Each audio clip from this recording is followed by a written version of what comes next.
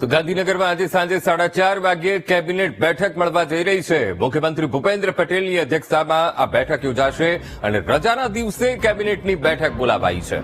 રજાના દિવસે બેઠક હોવાથી અનેક રાજકીય તર્ક વિતર્ક ઉભા થઈ રહ્યા છે। જૂની પેન્શન યોજના સહિતના પડતર મુદ્દાઓ કેબિનેટમાં લેવાશે અને આવતીકાલે નરેન્દ્ર મોદીને જાહેર વહીવટી ક્ષેત્રમાં આવ્યાને 23 વર્ષ પૂરા થશે, ત્યારે 23 વર્ષના કાર્યક્રમોની ઉજવણીમાં આજે આ બેઠક બોલાવી હોવાનું અનુમાન લગાવવામાં આવી રહ્યું છે। આજ મુદ્દે સંવાદદાતા મેહુલ દેસાઈ ફોનલાઈન પર। મેહુલ, આજે ગાંધીનગરમાં કેબિનેટ બેઠક મળવા જઈ રહી છે। મહત્વપૂર્ણ બાબત એ છે કે આજે રવિવાર છે ને સાંજે આ બેઠક મળી રહી છે। મેહુલ, બિલકુલ મહત્વપૂર્ણ જે છે તે આ બેઠક છે, કારણ કે રવિવારના દિવસે મળવા જઈ રહી છે। આ જે બેઠક બોલાવવામાં આવી ત્યાંથી જ રાજકીય અનેક તર્ક જે છે તે થઈ રહ્યા છે, કારણ કે કેન્દ્રીય ગૃહમંત્રી અમિત શાહના પ્રવાસના બીજા દિવસે આ કેબિનેટ બેઠક જે છે તેને બોલાવવામાં આવી છે।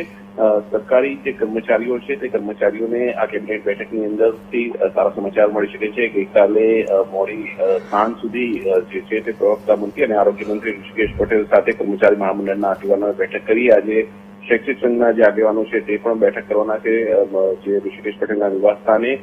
2005 પહેલાની જૂની પેન્શન યોજના સહિત જે અલગ અલગ પડતર મુદ્દાઓ છે તેમાં કેટલાક મુદ્દાઓનું નિરાકરણ આવી શકે છે અને સંભવતઃ અંકુર માનવામાં આવી રહ્યું છે કે 2005 પહેલાની જૂની પેન્શન યોજના છે તે આપવામાં આવી શકે છે અને તેના માટે પોઝિટિવ ચર્ચા જે છે તે કરવામાં આવી છે।